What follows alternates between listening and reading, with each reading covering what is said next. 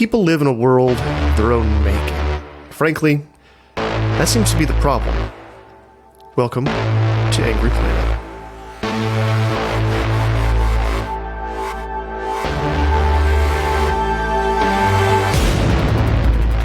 Hello, welcome to Angry Planet. I'm Matthew Galt. And I'm Jason Fields. WNBA star Britney Griner is imprisoned in Russia and, apparently, the U.S. is making Russia an incredible offer to get her out. Last week, Secretary of State Antony Blinken said that America had put a substantial proposal on the table. That proposal? The return to Russia of convicted international arms dealer Viktor Bout. The so-called Merchant of Death's story is an incredible one. It even inspired a 2005 Nicolas Cage movie some 6 years before Bout's arrest in 2011. With us today to talk about it is Sean Williams. Williams is a journalist and the co-host of the excellent Underworld Pod, a show about the worldwide phenomenon of organized crime. Sean, thank you so much for joining us. It's a pleasure, yeah. So I'm excited to learn about all things Bout that weren't covered in the documentary I saw a few years ago about him. You want to learn all about it? Yeah, we're going to do that all episode, I think. Yeah. Number one, yeah. Okay, so who is Viktor Bout? That is a good question in itself. He has a lot of different faces and reputations depending where you're coming from. If you've seen that documentary that you mentioned, incredible collection of sort of home videotapes and the like that he accrued over the years. There's also that Lord of War movie with Nicolas Cage, which, despite the provenance of the main character, which is a bit shifted around from what Bout's life was, actually does detail his career pretty accurately in many ways. But we do know the following. He was born in Dushanbe, Tajikistan in 1967, which is then the Soviet Union, of course. He goes to work for the Soviet Air Force. He goes off to study in Moscow and he majors in Portuguese linguistics, which might sound a little bit random, but this is when Lusophone states in Africa are shaking off colonialism. There are civil wars and wars for independence going on in Angola, Mozambique. So that's where he starts off. It gets a bit shady after that. British spies claimed that throughout the mid-80s he was actually stationed in Rome. But by 1988, he's definitely in Maputo, Mozambique. And that's where he meets his wife, who's already married at the time. So he's a little bit of a sneaky guy, starts writing poetry and bringing her onto the boot. I can't think of a pun off the top of my head that's not going to sound horrible. He makes her all about it. Oh, brilliant. Yeah, that's way better than anything I could have gone. But Bout's arms dealing empire really kicks off when the Soviet Empire falls apart. So in the early 90s, obviously, the former Soviet unions are getting carved up by gangsters, oligarchs, turning into the wonderful kleptocracy that we all know and love today. And Bout sees an opportunity, right? So there is huge number of banks and banks of ammunition, weaponry, transport. You've got these huge cargo planes, like the Ilyushins and the Antonovs, just sitting mothballed in warehouses all over the former Soviet Empire. Bout's also got good contacts in the Soviet or former Soviet intelligence community. And he knows a lot of people in the developing world, in Africa, Asia, and South America, who are quite keen to get their hands on whatever he can provide. So between those 3 points, he kind of builds this arms-dealing empire. He starts off in the early 90s. He sets up camp in Sharjah, where I believe there is still an old Russian cargo plane sitting in the middle of the desert that's one of his main transport vehicles back then. But then he branches out and he has front companies, holding firms, all kinds of shell outfits in pretty much every country you could imagine on the planet. He doesn't just ship illegal arms shipments. He actually transports all kinds of stuff under which the arms shipments go. So you ships seafood, rare flowers, orchids. He even ships UN peacekeepers to various conflicts in the world. And in 1993, he actually ships a lot of the US soldiers who were then part of the mission in Somalia. So everyone was using this guy. He has this huge business network. And throughout that decade, he just grows and grows and grows. By 1999, he's a multi-millionaire, 30 planes, hundreds of staff, possibly billions. We're not really sure exactly how much. And then he gets called the Merchant of Death. He gets this moniker by the then British foreign minister. 9/11 happens, and the whole world changes. Suddenly, he was sort of viewed as a sort of mystery Scarlet Pimpernel almost character. It wasn't seen as a very it wasn't seen as a scandalous character in the world. I mean, people were using arms dealers legally, illegally, all over the planet. But then it changes. He becomes sort of public enemy number one. And by 2007, he gets snagged in a DEA sting in Bangkok, where he is caught trying to sell various arms and rocket systems to men who are posing as Colombian FARC officers. So that's where he gets screwed over. Actually, that was a pretty standard DEA sting at the time. There was a guy that was a Syrian arms dealer that got stung in exactly the same way in Madrid just months before he did. And this guy, Monzo Alcázar, by the way, he'd been used by the US to ship arms during the Iran-Contra affair. So these guys they were getting used by the so-called good guys and bad guys, and it was a really sort of grey, mucky area. But by 2012, he was convicted, and yeah, he's sitting in jail now. Why do you think that his name got involved in this prisoner transfer at all? Why has he come up?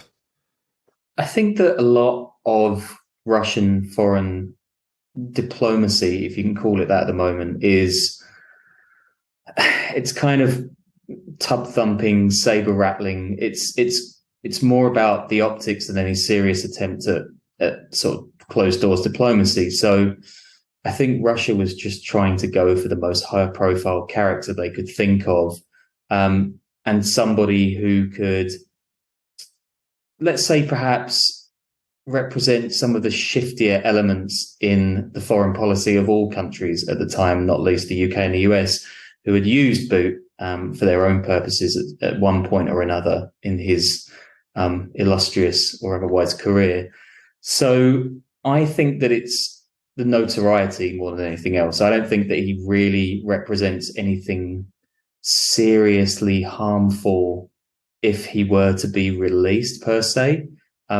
I'm not sure. I mean, I'm not an international arms dealer, so I'm not sure how easy it is just to pick up where you left off if you've been in prison for the best part of 2 decades, or 1 decade rather. But I think that it's headline grabbing, it's attention grabbing. I think that's what Russia is trying to do, especially when it's trying to maybe take some attention away from some other pretty big things that it's doing at the moment. No idea what you're talking about. Yeah, it was a pretty wild end of the week in that story, but that's a different podcast entirely. One of the things that I always really felt was fascinating about him, and this really comes to light in that documentary, is charting his success out of the collapse of the Soviet Empire.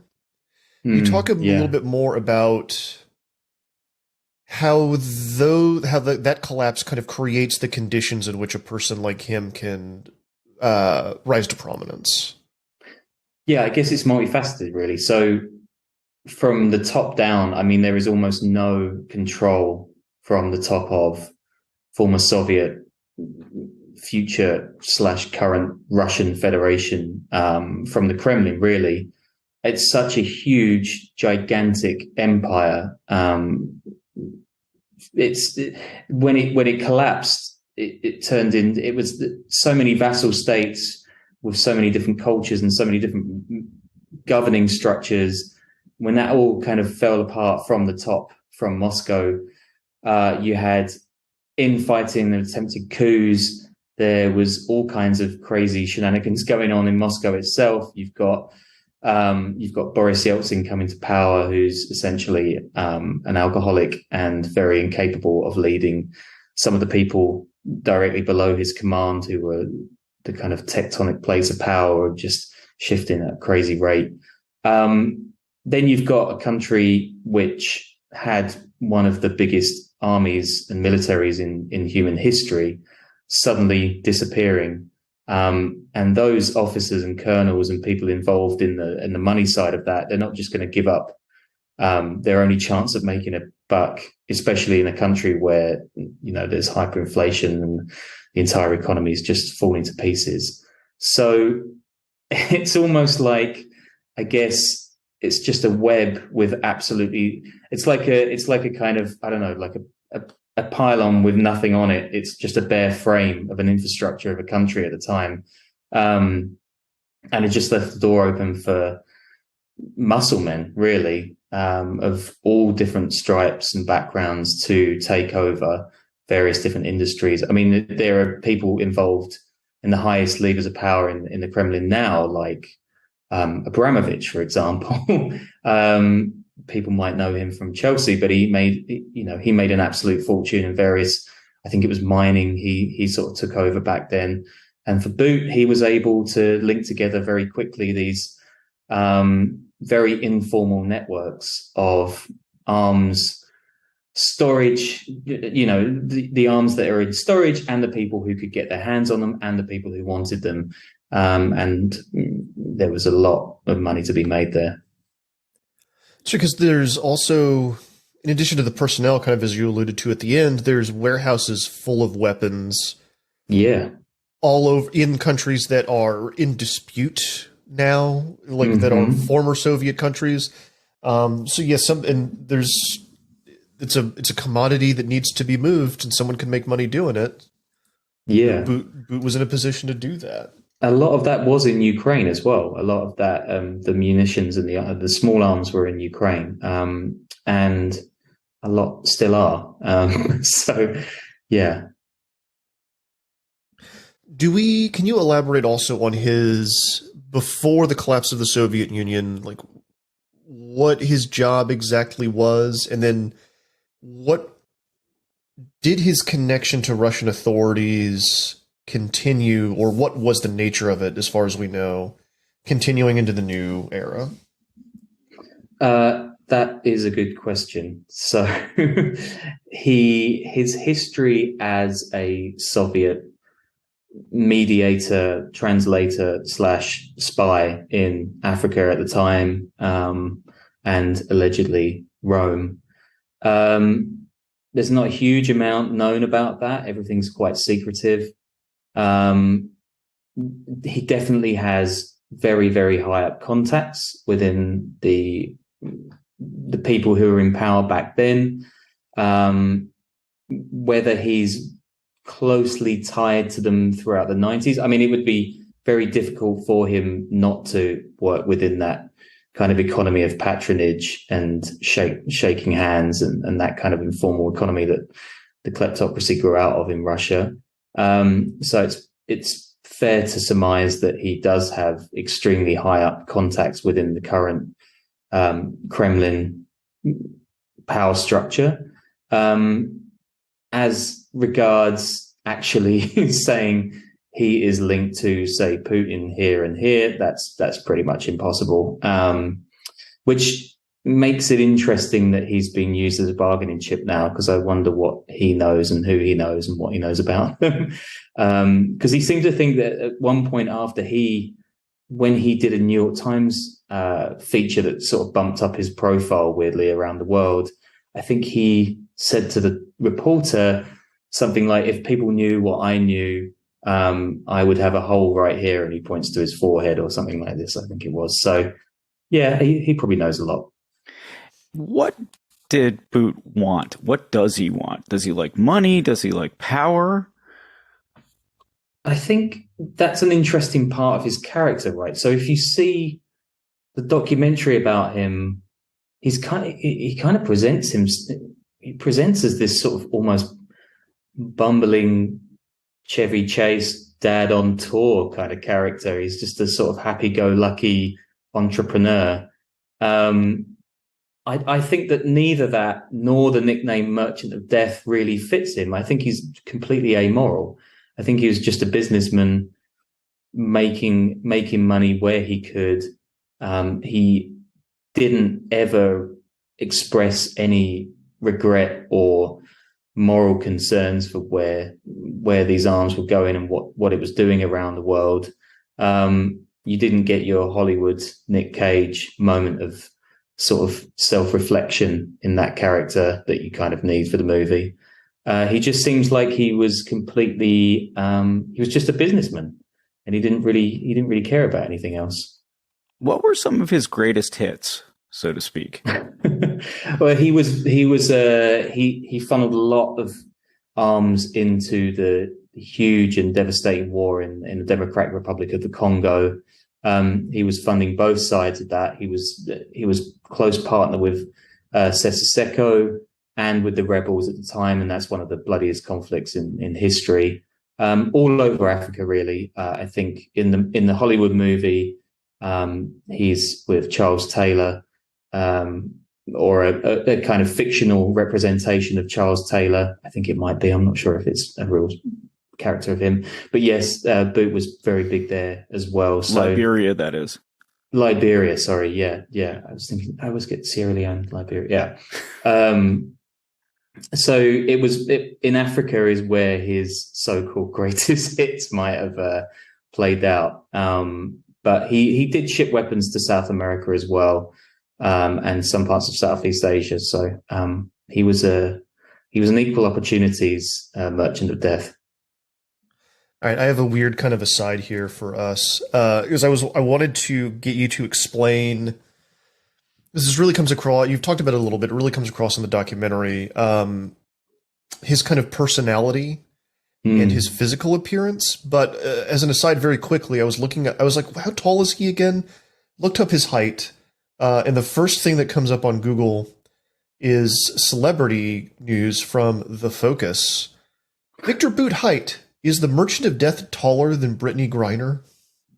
That's the news we need to hear. Yeah, absolutely. Not to spoil it for anyone who wants to look it up, but Britney Griner is 6'9".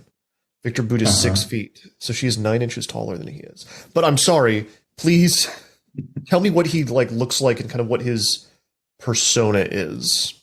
I thought we were talking about that deal was a purely pound for pound sort of exchange. Right. We got to make sure that everyone's the right height when we're doing prisoner exchanges. Yeah. So he has sort of two eras. He has this, I mean, when he's making his name, he's this sort of dumpy guy in a safari shirt. He really does look like a sort of 1980s hapless dad character from a movie. And he's just sort of getting big drunk, mustache. drinking vodka with his pilots and stuff. Yeah, exactly. Big mustache. Could be down your local bowling team. That kind of character. And then when he gets arrested, I'm guessing that in a Thai prison they don't give you the best food because he loses about half of his body weight, and he kind of looks like a bit of a hunk. He's like a big guy. He sort of looks quite sinewy almost. And I think if you've seen the pictures of him in a sort of prison jumpsuit, he looks almost the opposite of what he looks in those early videotapes. I don't know where he is on that scale these days. I don't know what the prison food's like in the US, but I'm guessing he didn't get a chance to eat and drink as much as he quite might have done back in the day. What made him specifically? Was it just 9/11 and that the world changed? Or was there something specific he did that made him a target of the US? I think he was also an embarrassment. I think he was quite keen to play the media card throughout the late 90s. Anyone who's looking into his financial deals or his business holdings at the time was just finding, brick wall after brick wall. There's this constant whack-a-mole of companies everywhere from Moldova to Mozambique that he's setting up, and no one could really crack it. And he kind of started taking the piss a little bit. He courted journalists, and I think the New York Times piece that I mentioned before, he's sort of pictured sitting in a sort of throne, wearing a kind of cheap, shiny gangster's two-piece suit.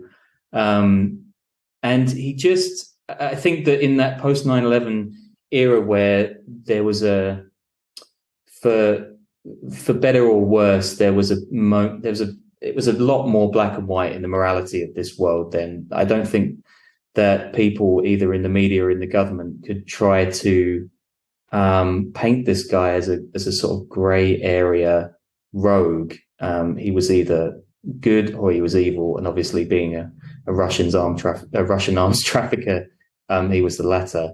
So I think that kind of put a massive target on his back, and he became a bigger priority for the authorities. And that's, a few years later, he gets nabbed. Do we have any idea how much money he made? And did he get to keep any of it? Yeah, no, and possibly no. So you would imagine that someone that builds an empire like that can squirrel away a few million in a Cayman Islands account. But it's really unclear how much he made, and it's really unclear how much the illegal arms market is worth. It's like you were saying before, there is so much stuff being either left around or sold around the world. It's really hard to get a really accurate number on what that's worth. I read something at the time when I was really researching him hard. I saw 1 billion, but that seems incredibly low. And obviously he was making legal deals and illegal deals. So it's hard to kind of put together how much his business empire was worth. I would imagine that he's got a bunch of it left somewhere. His wife is pretty outspoken. She seems to always be dressed pretty well. So she might have her hands on the account number. Yeah, that's one of the fascinating things about the documentary is that she's featured prominently, and there's so much archival footage and home movie stuff. It really feels like a media hit that they engineered a little bit, right? Just to kind of keep his name kind of floating around out there.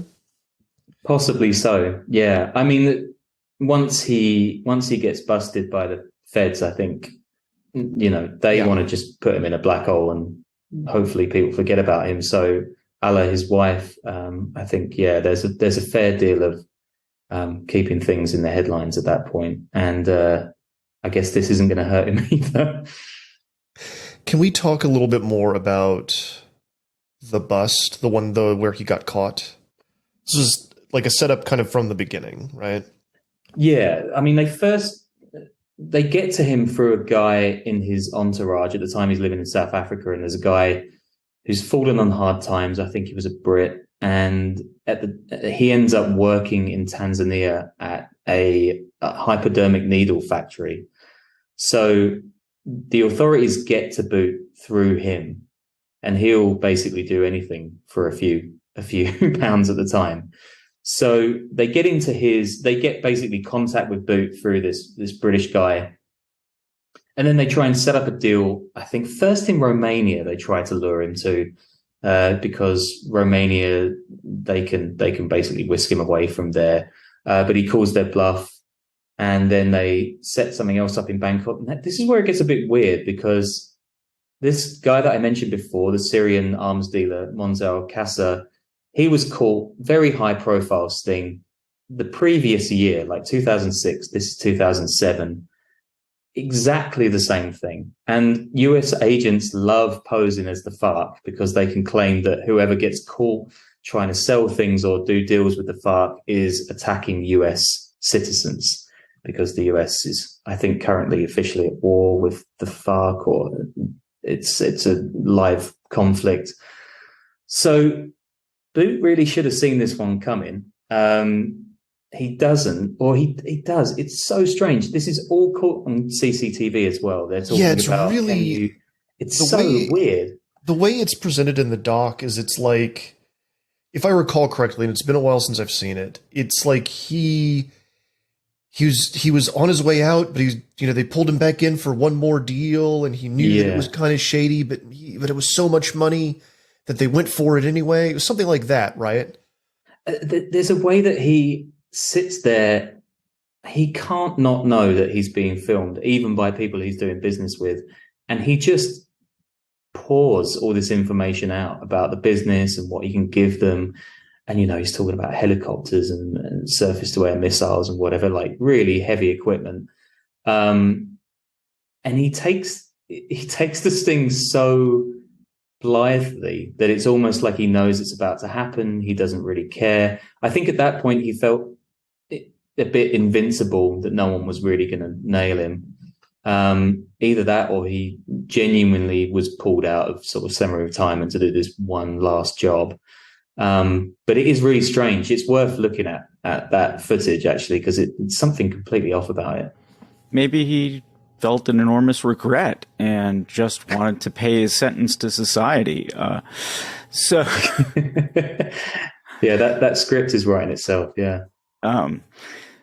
So after that, he was tried and sentenced. How long was he stuck in jail for?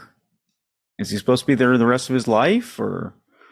I think he's there for, is he 25 years is his prison sentence? So, I mean, for a guy born in 1967, yeah, that's a pretty long time.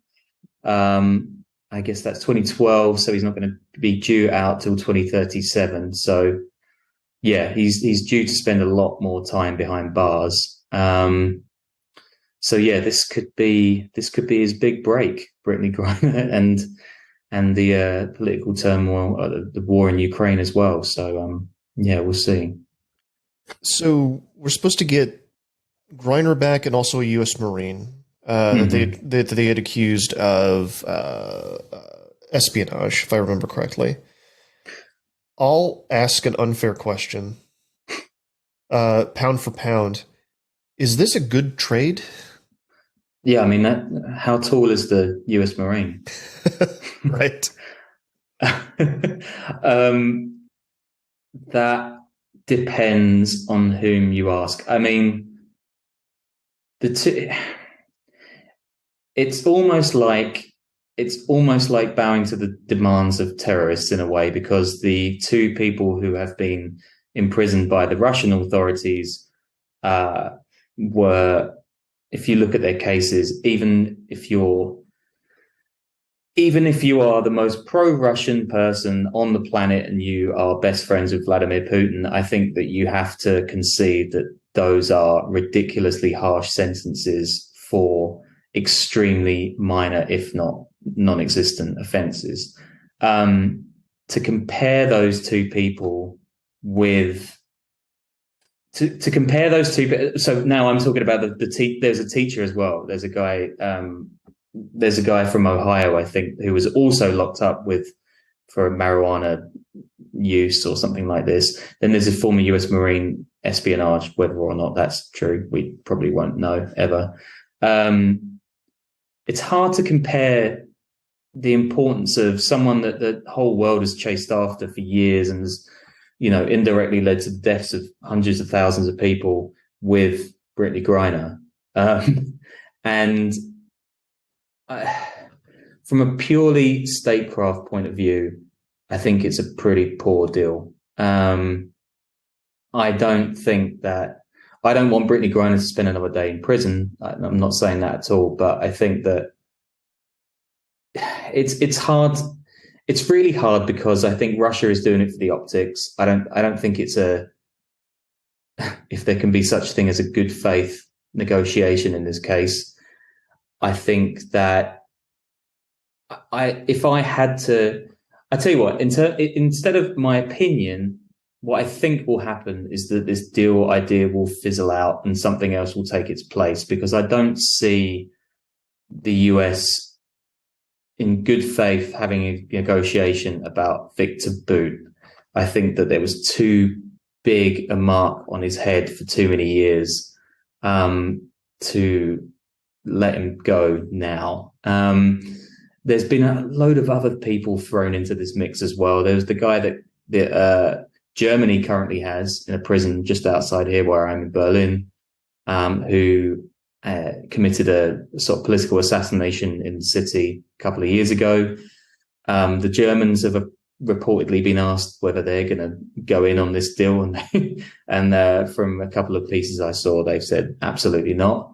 So I don't know. It's really, really hard to say what's going to happen here, but I would imagine that the US will push for getting a lot more than a 1-for-1 or even a 2-for-1 deal for like a guy who was the biggest arms dealer, at the era, at least. You make a good point here, actually. Please tell me if I'm getting something wrong here, but as far as I could tell as I was reading into this for the past week,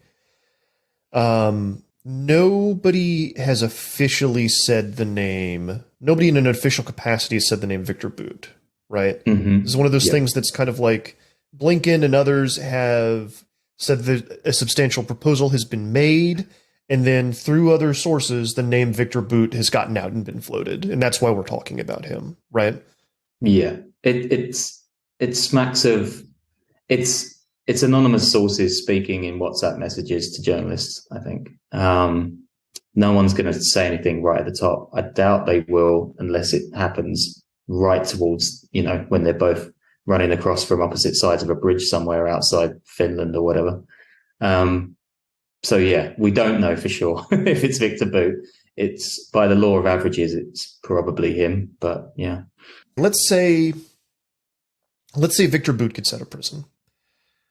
What does a 55-year-old international arms dealer that's lived in the Soviet Empire and in the Russian Federation do when he gets out of prison? I think the first thing he does is speaks to a nationalist Russian screenwriter about doing a documentary or a film about his wonderful life serving the nation.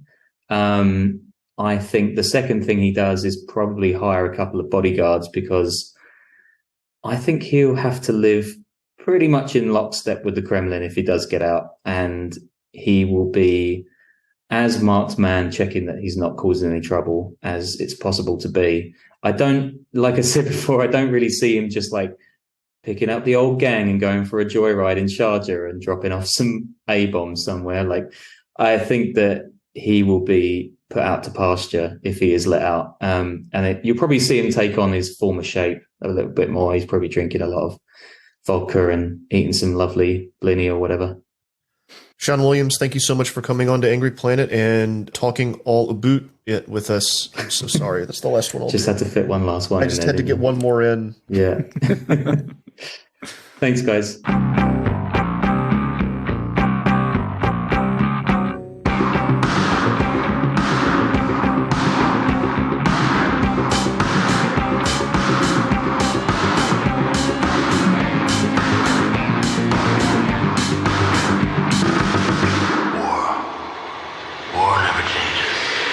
That's all for this week, Angry Planet listeners. As always, Angry Planet is me, Matthew Galt, Jason Fields, and Kevin Odell. It's created by myself and Jason Fields, who recently pointed out that it's been about 7 years since the show first started over at Reuters under the name War College. It's been a wild ride. If you like us and you want to support us, please go to angryplanetpod.com or angryplanet.substack.com. Kick us $9 a month. You get commercial-free versions of the mainline episodes and bonus episodes as they come out. We just released one a little bit earlier that is a check-in on Afghanistan and how that's been going since America left. Spoilers, not well. We've got another one we've recorded that'll be a bonus that is about war crimes and the Nuremberg trials and how we even got to a place in culture where we thought of things that happened in war as crimes. That'll be releasing a little bit later this month. We will be back again next week with another conversation about conflict on an Angry Planet. Stay safe until then.